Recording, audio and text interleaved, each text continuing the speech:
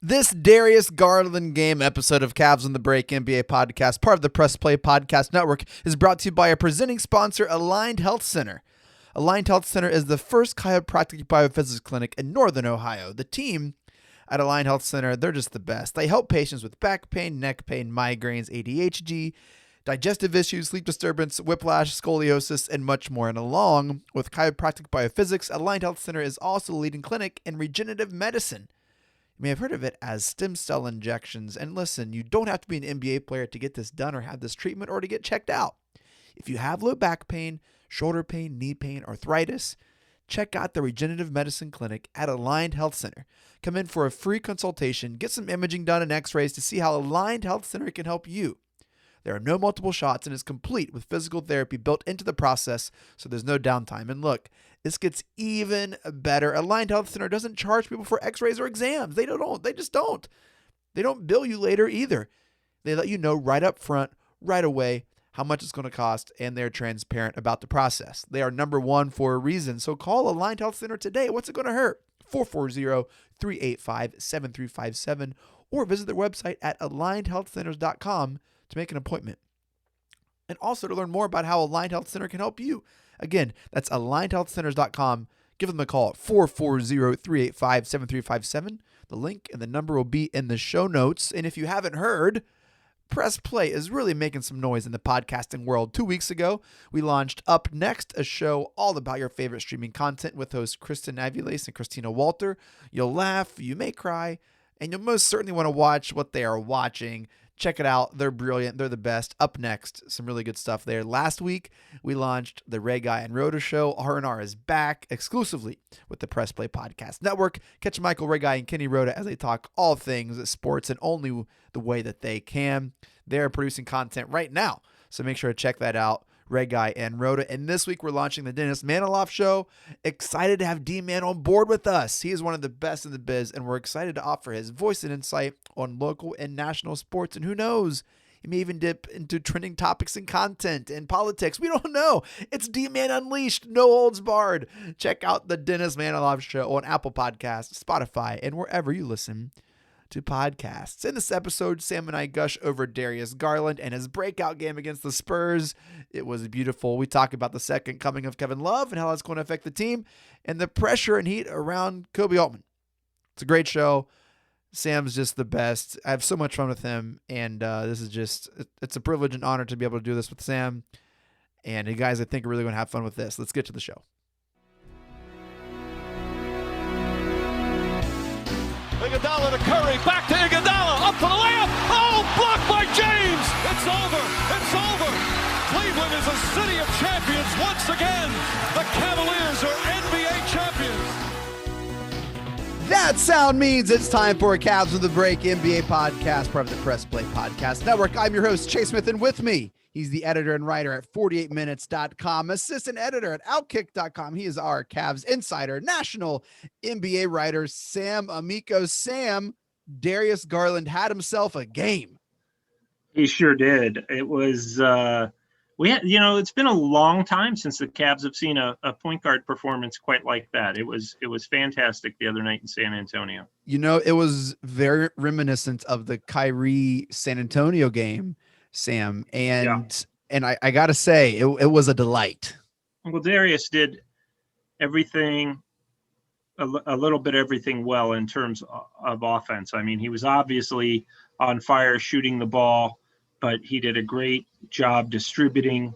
He looked extremely confident, just really kind of took on that leadership role that they want him to grow into, and he has been growing into, but really looked that was the first game I've seen him like, this guy looks like he has star potential. Now, I never thought that he was going to be bad. I just thought, where is this going to go? But, and it's a small sample. Let's remember, the game before that, and I think this has something to do with it. He's been struggling, kind of frustrated the last couple weeks. And I know, and then the game before that, he got ejected at the end, got thrown out, which was kind of like his frustration with everything just kind of boiling over. And I think for the first time, Chase, this was the first time that he came out, and maybe they talked to him. Maybe, maybe Rich Paul talked to him. Some coaches talked to him. I think that he had some conversations going into that game. Like, look, you can be the man on this team. You can be the elite player that we're looking for. You have to believe that. And if he does, and he continues to give performances close to that the other night in San Antonio, they're really going to have some things to think about in terms of, what this guy could be our next big guy. And I mean, that sounds shocking because it's just one game and nobody really put him in that mold, but he has that potential, I think. And we saw it all come out in one night. It was such an incredible performance. Here's his stat line: 30 minutes, 14 of 22 from the field, 5 of 10 from the three. He had 7 assists, 2 steals, 1 block, 1 turnover, 37 points, plus minus at 20. Sam, basketball is a really funny sport where you can only have the guy. And for the past couple years, the guy for us has not been Darius Garland. It's been Colin Sexton. Right. Sure. Hearing you say that, Sam, it's red flags, concern, like this isn't going to end well. Yeah, I mean, there's some issues there. I don't think, and I don't mean issues between any players, but for the Cavs, Sam Amica reporting issues in the Cavs. yeah. No, I mean, there are things that you still would have to figure out now. Mm-hmm. It's pretty clear. Look, I had this conversation the other day with an agent, and I said we were just kind of going back and forth, and since the day the Cavs drafted Sexton, and he's earned that, is kind of making him the face of the franchise of the post-LeBron era. And he has done most of the carrying of the torch to this point, so it's fitting. But if you are going to have Darius Garland be your number one, which if he's capable of doing that on a consistent basis, which we saw the other night, he's certainly capable of doing it for a game. If he's capable of doing that on a consistent basis, number one, is Colin Sexton okay with that? Number two, and maybe he would be. This isn't to say he's not. Maybe he will be. Number two, and I think, everybody has said this. Is he a guy that would come off the bench if the Cavs got a traditional point or shooting guard along the lines of Devin Booker or a Bradley Beal or a, Ray Allen or, the Klay Thompson, those kind of traditional shooting guards that are a little bit taller, are more spot up shooters, which Colin obviously is not. He has that element to his game, but that's not what his main strength is, getting to the basket and getting in the lane and all that. And he's a smaller shooting guard, obviously. Could you tell Colin Sexton at this point, your role is going to be like Lou Williams, and you're going to come off the bench. Now, a lot of things have to happen before you even need to bother with that conversation, but will you have that conversation, and would he be open to that? I don't know that he wouldn't be. I don't know that you need to do that. Yeah. But just kind of thinking ahead in the future, and this is all extremely hypothetical. Sure. But if Darius Garland is your number one guy and you get a traditional shooting guard, which I suspect Darius would be even better in that situation if you put him next to a more traditional shooting guard. I think he would be better. Now, I don't know that. We don't know that for a fact. And if you do that, does Colin Sexton, the guy who you've tried to make the face of your franchise and who has been the face of the franchise, has not even tried. He's done it. Colin Sexton has done it. And I want to touch on that. Does he go for that? This San Antonio game, it was almost like promise fulfilled. Like, this is what this character, this player could be, is this type of player. He's done it like this once. He's had good games, but this was like, oh, this is the Darius Garland game. This is one of those, if he continues to develop, we're going to look back and say, this is it. Put the legal notice. He was in people were talking about Darius Garland that night and the next day. But let's give credit to Colin Sexton. Sexton has been playing at a high level, Sam, consistently for 2.5 years or so. That consistent performance is hard to find. Colin's going to have a long play NBA. Super hard. Mm-hmm. He's going to have a career. He's been healthy, by and large. The knock on Garland is can he play a full season, and can we see this type of like production consistently? Obviously he's done it. He's had one like career defining game. Let's let him continue to grow. But Sam, all signs point to, at the end of the day, if we have our choice between Darius Garland and Colin Sexton, I would rather have what Garland can offer and how he impacts the team more than what Sexton can offer. And call that a overreaction. Right. No, it doesn't need to be people look at kind of those kind of statements as, well, he's knocking Sexton, which you're not. It's who is best suited to change the direction of the franchise. Mm-hmm. And we don't have that answer right now. Right. But every superstar that Darius Garland has played against, the LeBrons, the Ben Simmons, the others, that I can't think of, Bradley Beal, they have raved about Darius Garland's potential. Mm-hmm. And it's because of games like that where he has to be, I think Darius Garland, it has to be, feel like he's the number one option. And I don't think it's like a selfish thing. I think it's, you go out there, you're the number one guy, go make it happen. And, everybody else is, Colin's our second option in your mind. In your mind, you play like you have a superstar mentality and that you have an opportunity to change the direction of the franchise.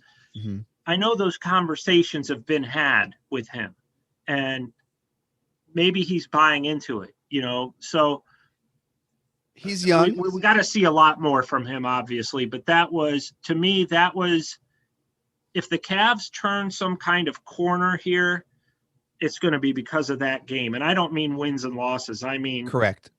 It's the direction of the franchise. Yeah. And that's because of Darius Garland. I'm glad you brought up other NBA stars' opinions on the Cavs, because my boy, Isaac Okoro, had a huge endorsement last week from Jimmy Butler. I have to read it just because sure it's Sam. I teared up a little bit.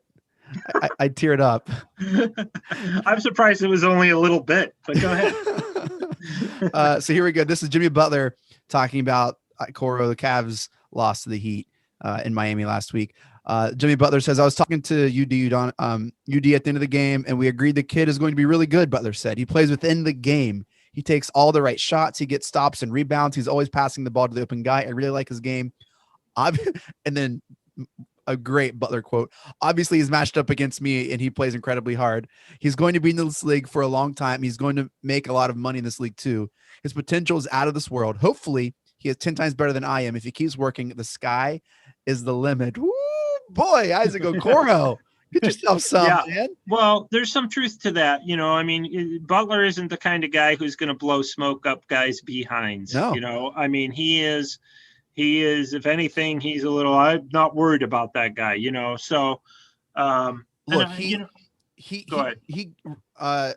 His blow up in Minnesota, they're not hard workers. Whatever happened in Philly, he knows what it takes to play hard, to play right.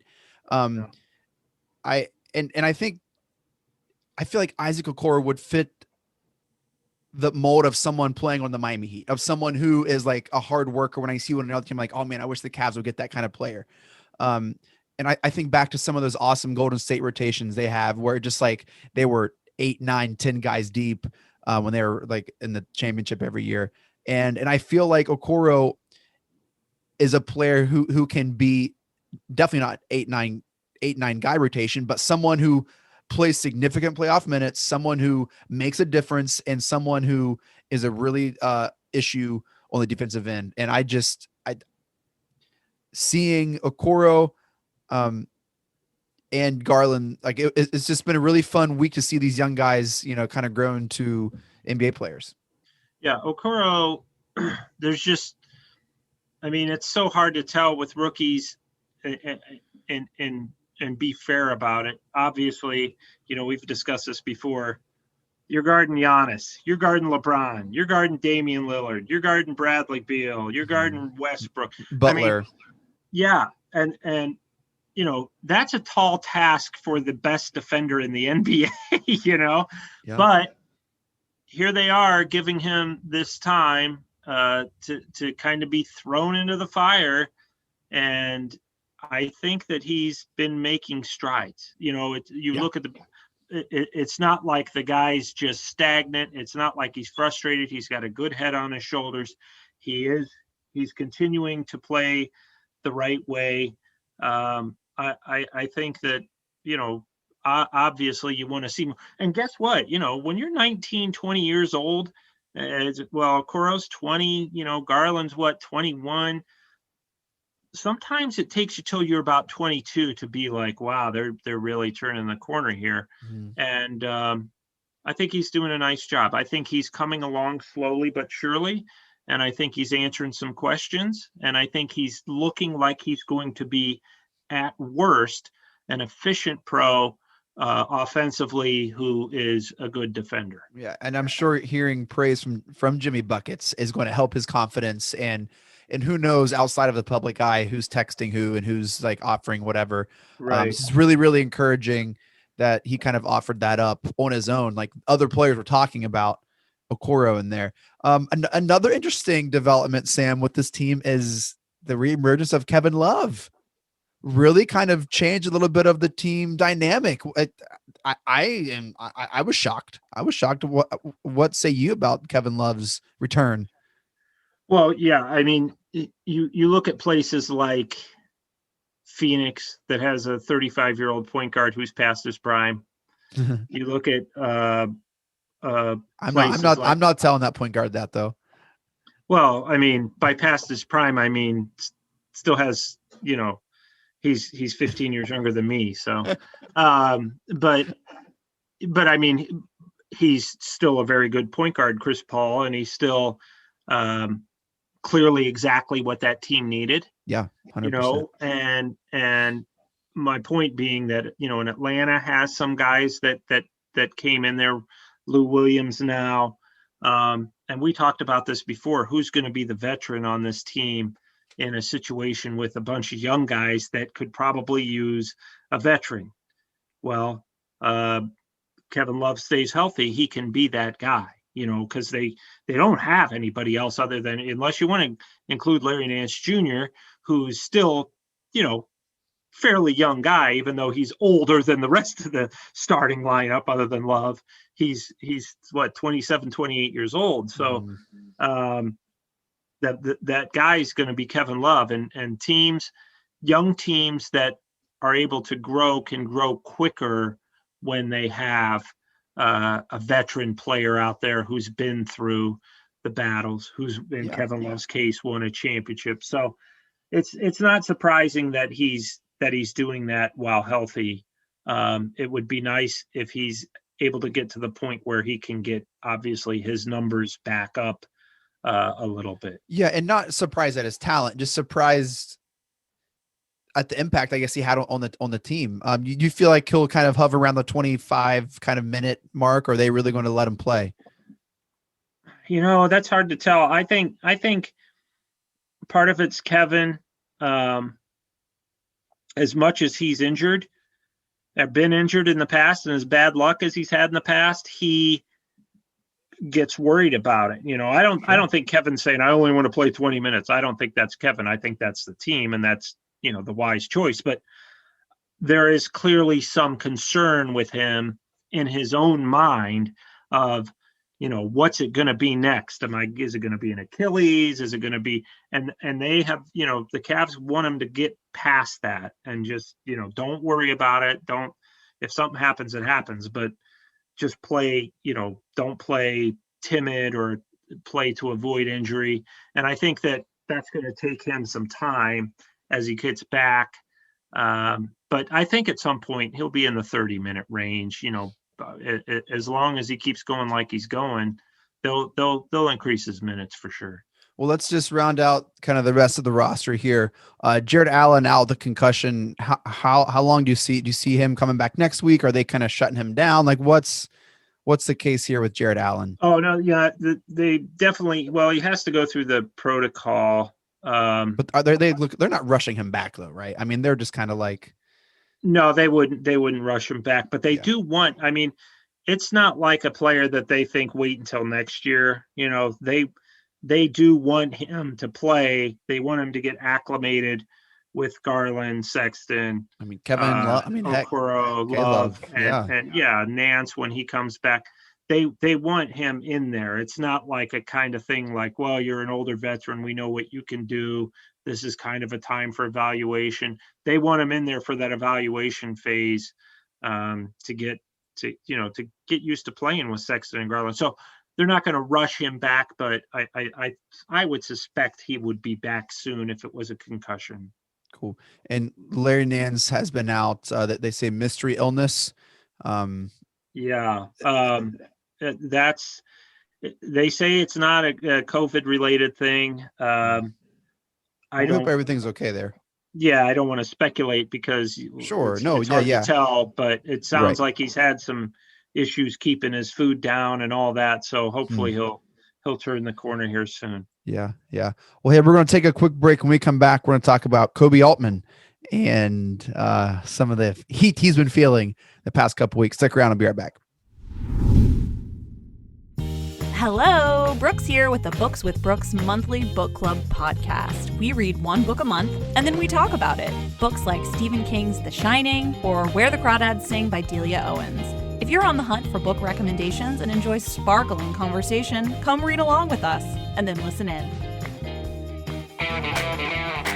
All right, Reg, are you ready for podcast number 2 on the R&R podcast? You know we are. Ready to go always. Are we going to talk Indians and this dreadful baseball team that can't hit themselves out of a paper bag or what? Will Major League Baseball let Jose Ramirez hit in all 9 spots of the order? Because if not, they still can't hit. I don't think so. We'll get into that. And what about the Browns draft? Because that's going to be here before you know it. Kenny, I got some guys on the defensive side of the football that I hope Andrew Berry has in mind because I think they could move right in as rooks and help this Browns defense. All right, we'll get into the draft with the Browns, the Indians, and maybe even some Cavaliers, although not too much time on that. We don't want to waste your time, people. It's Reg-I, it's Rhoda on the next podcast. Don't miss it. Want to hear more about your favorite TV shows and movies that are on countless streaming services? Then listen to Up Next with your new favorite hosts, me, Kristen Aviles, and me, Christina Walter. Every other week, we'll highlight one genre, but 2 movies or TV shows, one old and one new. We'll let you know what's hot and what's not from your favorite or least favorite streaming services. And be sure to stay tuned to the end of each episode where we shout out an artist whose name you should know for their talent in the industry. So follow us to stay up to date with your favorite hosts from Up Next, a part of the Press Play Podcast Network. Hi, my name is Jeremy Powell, co-host of the Oranges, Oranger, Browns podcast. Check us out anywhere you listen to podcasts. For all your Browns coverage, post-game, pre-game, anything you need Browns, you'll find it here on the Oranges, Oranger, Browns podcast. Hey, it's Tito, host of the Premier Fantasy Podcast. Get all the news and analysis you need to dominate your fantasy league. I've been doing this as long as anybody in the business. I can help give you the edge in your leagues. It's the Premier Fantasy Podcast, part of the Press Play Podcast Network. Hey, it's JD from the Hyman Podcast. I created this podcast to have hard conversations. Conversations that make us human but are also wildly uncomfortable. Conversations that help give voice to the voiceless and to the marginalized. Now you can listen to the entire first season on Apple Podcasts, Spotify, or wherever you get your podcasts from. Consider this your personal invitation to join the conversation. All right, Sam, we're back talking about the Cavs. They are in a position where they need to make a choice. Are they going to play for this play-in game, or are they going to be okay going for the lottery? How much say? So we're talking about Koby Altman here. How much say does Koby Altman have in that choice? Probably 100%. Okay. I would say, yeah, that's probably him. You know, he probably knows how Dan Gilbert and ownership feels about what they want. Mm-hmm. But I will say this, for as much flack as Dan Gilbert takes, it seems like, from fans, in many instances, particularly these, he will let the basketball team make those calls, which he did, as I've said before on this podcast. The year they drafted Anthony Bennett, he wanted Victor Oladipo, and he told them, "This is the guy I want, but you guys take who you want." So had they only listened, had he only demanded that they take Victor Oladipo, but anyway, oh man, that's neither here nor there. But it's So- Koby Altman. So Koby Altman's going to be the guy to decide.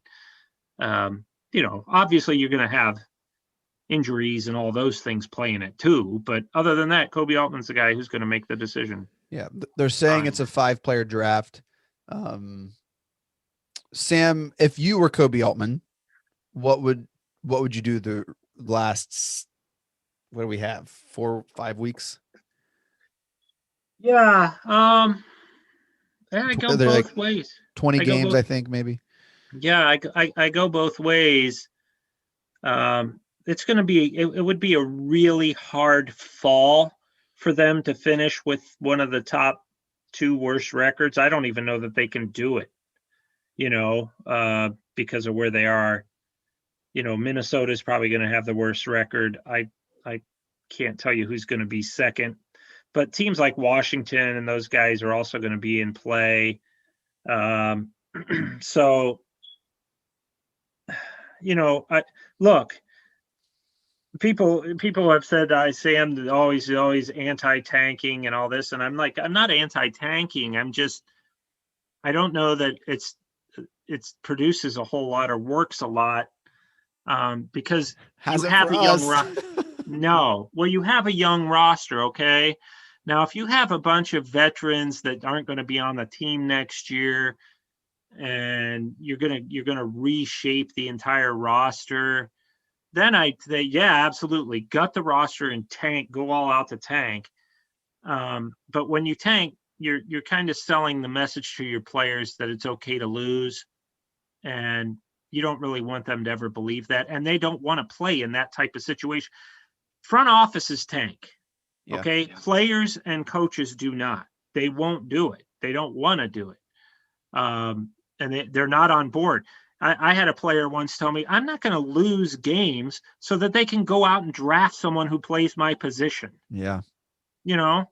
And so I get it. I get it from the front office standpoint, and it's not a terrible strategy, but you also don't want to turn into the Sacramento Kings, who haven't been in the playoffs in 14 years. Mm-hmm. And you're just kind of spinning your wheels in the lottery every year. You know, you have to get really, really lucky in the lottery to get immediate gratification, or even gratification of a potential superstar. Yeah. The New Orleans Pelicans got Zion Williamson. Well, and I think he's a fantastic player, and he's going to continue to be. They're every bit as bad as they were last year and 2 years ago when they got him. I mean, Where are you going? You tanked. Where are you going? Guess where? Back to the lottery. It gets old, you know, and it's something that opposing like players notice, and they put a lot of stock in. I got traded to Cleveland. They're so okay with losing, you know.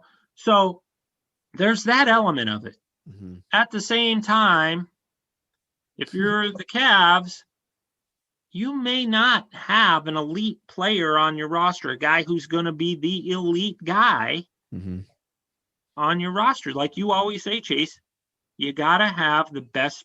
More often than not, you have to have the best player on the floor to win, more often than not.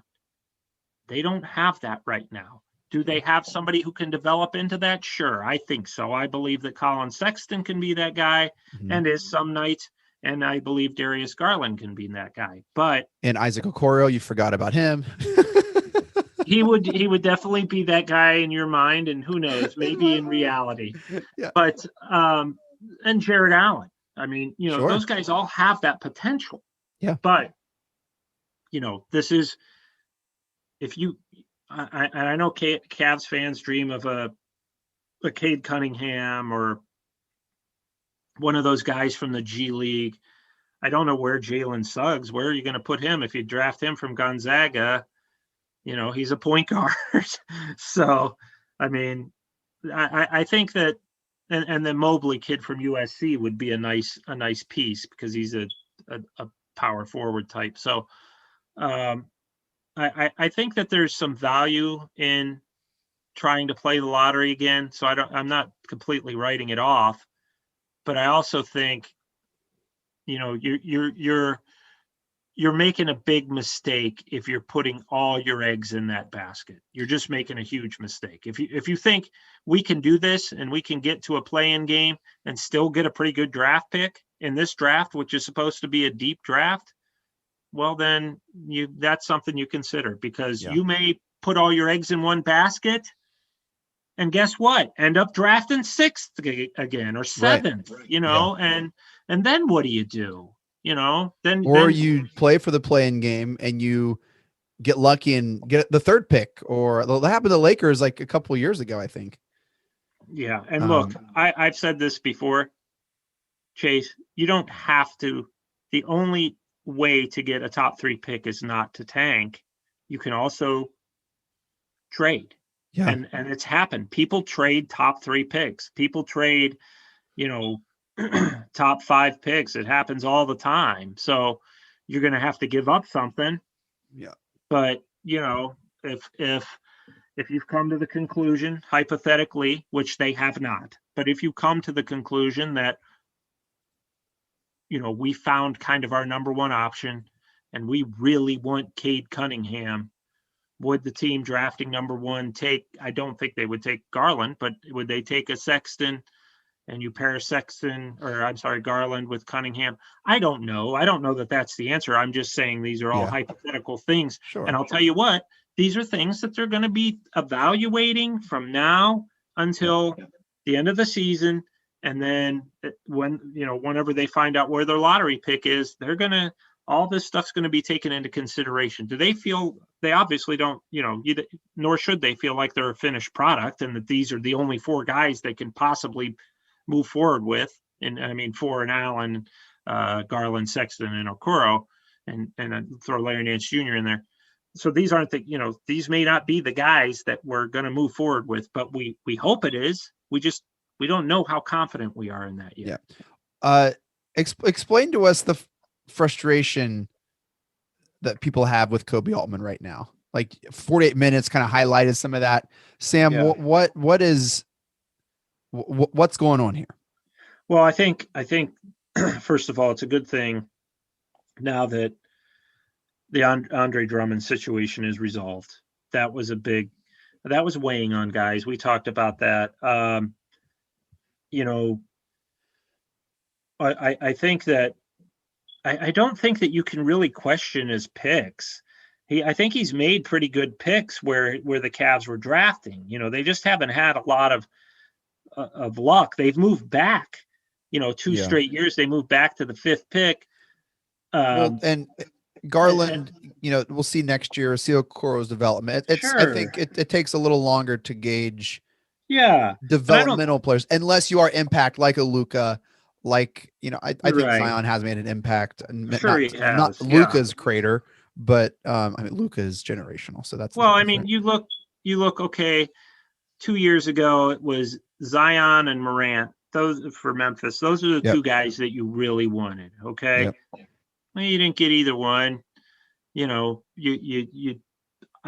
I wasn't real sure at the time why they took another 6-foot guard when they already had Sexton. And I'm still not positive that that's, the solution. But you look at the rest of the draft and it's like, okay, they potentially got, the best player at number 5. And that's really what you should do. I say that all the time, so I can't fault them. You take the best player available regardless of position. And they believe they did that with Darius Garland. And guess what? You figure it out. Based on the San Antonio game, maybe this is going to be something that he ends up looking like a steal at 5. So, okay, so I don't think you can fault his picks. The Kevin Porter Jr. situation was bad. That was bad. I don't know. Yes, he overreacted. It was handled poorly by the Cavs. It just was. And he handled it poorly too. But I think that they made a mistake there with that. They mishandled that situation. Andre Drummond's situation, I don't fault them for. They weren't going to get what they wanted. They didn't want to take on bad money. They knew that this was going to be the situation. He wouldn't agree to a contract extension. They were miles apart on that. You tried to trade him. Nobody else, you couldn't find a dance partner. They went to the dance. We're asking people to dance with them, and they got rejected. So they had no choice but to buy him out. I didn't like the idea of sitting him. I don't like this. And the players that I've talked to do not like the idea of, why do you keep sitting players? Why did you bench Kevin Porter Jr. for 2 weeks, to start the season, when, first of all, the charges against him over the summer were dropped. Now, look, if you want to suspend him for that trouble he got into, fine, do it for a game. But don't kind of leave him out there, and then he comes back, and then his locker's moved after a trade without telling him. He just kind of, it was just, that was bad. So I'm looking at this from a player's point of view, and everyone I've talked to, they weren't impressed with that, Kevin Porter, how that was handled. They weren't impressed with how Andre Drummond, why do the Cavs, the question I'm asked, why do they keep sitting players who are healthy and that want to play? Why do they, and if they don't want to play, then, I've never met an NBA player who said, yeah, I don't want to play. They're in the NBA. That's what they want to do. Yeah. So I just, that's got to end. That's got to end for him to be the general manager of the future. I think he's done an okay job otherwise. I know people are like, well, Okoro did. No, come on, man. Give the kids some time. Give these other guys some time. I don't fault the draft picks. No. I don't fault some of these moves that he's made around the edges to try to improve the team. Sure. I don't. I think Jared Allen was a great move, and that was a great trade. He got him for nothing. Not to insult Dante Exum. I didn't mean it like that, but I'm just saying, you look at the value in what Jared Allen brings compared to Dante Exum, and even Prince, who plays well when he's healthy. So I agree think his moves have been okay. There's been some questionable handling of internally some things. Yeah, Kevin Porter Jr., which, I mean, Dre Drum. I hate to keep saying it, but the guy's exactly what they need. Yeah. Automatic offense off the bench, and just looks fantastic in Houston. Create shot, nice athletic. Game tonight. Yeah, he's fantastic. But I agree with you in the draft. I think they've done as well as they could with what they've had. I think basketball, you can overthink it sometimes, and I don't know the speed and the strength of NBA. It's a different whole animal than the small time college ball that I played or whatever, Sam. I mean, geez. But so you either play ball or you can't, and sometimes you get the best player you can, you figure it out, and maybe that's kind of like, well, hey, they saw Garland's ceiling and what he could do, and like, I know we have Sexton. They're different styles of player, and so yeah, I agree. I think a lot of the heat is coming from his lack of handling some of these internal situations, and then but I think I think the Bickerstaff was a great move and hire. I think that's been I've enjoyed that. I haven't had any qualms with Coach Bickerstaff. And so, yeah, I think it's just kind of like these personnel kind of issues that hopefully doesn't come around to say, well, I don't want to go there and, work with someone who treats players like that. That's where this can become an issue. And agents and players, they talk, it matters. Yeah. And they get, it's funny to me because I'll see like people in my notifications on Twitter saying certain things about, how the Cavs need to tank and and players will see those things, not necessarily to me, but they'll see them and just be like, why is their fan base so willing to lose? And is that someplace I want? So, I mean, there's a very different thought process from what management fans have to what the players have. And you win in this league with players. You don't win with, you can have a great coach. You can have a Greg Popovich. Well, I mean, he's a very good coach. Don't get me wrong. But if you don't have the players and the roster, then look at Steve Kerr. I mean, he went from this guy who was, the next Red Auerbach to a guy who's may or may not get in the playoffs this year.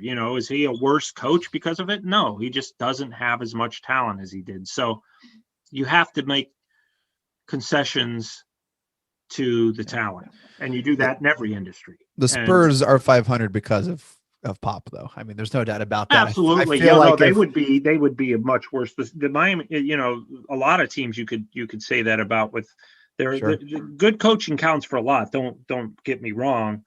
I would never get you wrong. I would never. You would be the first to not get me wrong. But the point being that right. You take the best players you can, and you don't need to go overboard in making the players feel like, they're the second coming, but you do need to realize that it's important when you have talent to manage it properly, manage the men properly. I think it's good to keep Koby accountable for, how he's handled some situations. I think it's totally fine. I think it's nice to know that fans care. It's nice to know that people who cover the team care, and that, hey, like, this isn't what we want to see, how certain things be treated. So I think the heat he's taken, it's rightfully so. And I think the praise has been rightfully so too. So good job by you, Sam, doing an excellent job of. There hasn't been much praise anymore for Koby, and for the funny thing is he's probably listening right now. Well, that too, but he's probably, I mean, the guy that I would say before he became GM, he was assistant GM and held different roles in the front office. And I mean, he and I used to goof around and joke around and stuff all the time before games. So I've seen him come up through the ranks, and it's not always easy for me to, give an honest opinion on his job. I've never once and never will ever call for someone to be fired. Never. Sure. No. Yeah. Never would do that. But there are times where he'll make a move or something and do something. And I think, I part of my job is giving my opinion and being critical. 100%. And I will have to be critical of a guy that really I've been, great. I wouldn't say great friends. We didn't go out to dinners and stuff, but we hung out in the arena a lot before he got that job. Now, of course, he hides from me, which is good. Good on his. No, totally fair. But yeah, totally fair to highlight some of those botched handling of those situations. And I'm sure if he had that everybody in that position knows that. Yeah, that he would say, yeah, I could have handled that better. You're right.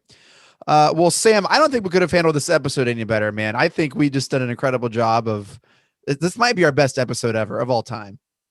I would agree. This is up there with the very best. Well, that does it. Probably the LeBron trade deadline in 2018 when Koby blew up the team was a great episode. We just have, by default. but this is up there. Some of the finals episodes, we have some pretty very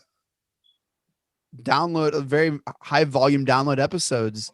That it's been fun. It's been great. When's our next finals podcast? When's that come? 2023. Good enough. Good enough. Well, we will come back a new episode next week, kind of getting more into the Cavs schedule and kind of like the grind of the season. But for this episode, that's it. Thank you so much for downloading and listening. Shouts to our presenting sponsor, Aligned Health Center. They are great. Check them out if you have any back pain, neck pain, and check out their all that they offer. They're the best. Incredible people there too. Shouts to the Press Play Podcast Network for making this possible. Sam, we just launched Red Guy and Rhoda last week. I saw that.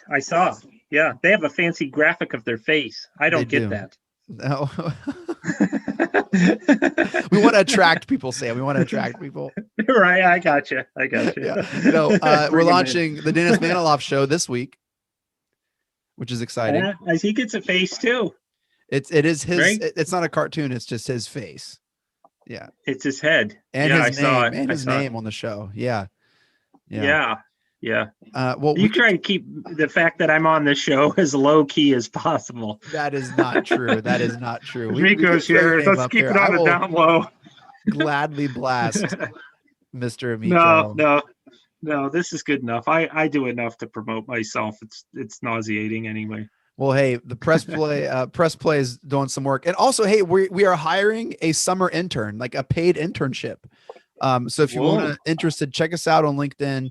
We're going to be moving forward on that pretty soon, but paid internship, something we believe in. We don't like to paid internships. If you're interested in helping us out, check us out on LinkedIn. Make sure to follow us on Twitter at Cavs on the Break. We always follow back. Follow Sam on Twitter at Amico Hoops. Catch all his work and writings at 48minutes.com and outkick.com. And for breaking news, insider info. Do not miss out. Sam, any final thoughts? No, I guess, it'll be real interesting to see how things go with Darius Garland here, because I think that's going to be something to watch for the rest of the season. How does he assert himself? Will he continue to do it like he did against San Antonio? That'll be a huge storyline for the rest of the season. I would love to see 3 more 30-point games. Absolutely. It'd be great. I'd also love to see you change that battery in that smoke detector. I was thinking, you must think I'm so lazy. We'll see what happens. I have not.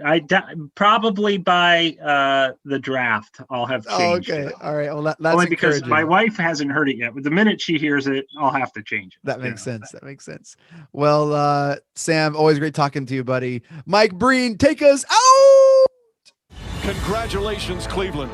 Your decades-long wait is finally over. The Cavaliers are NBA champions.